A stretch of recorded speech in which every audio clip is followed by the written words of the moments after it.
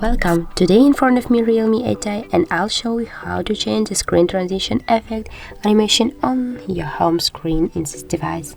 So the first step, just press for a while on your home screen and now find here the transitions icon. So now you can see all the effects and you can choose one of them. For example, I'll go with this one. Now tap here, tap to apply, and now you can see the effect on your home screen.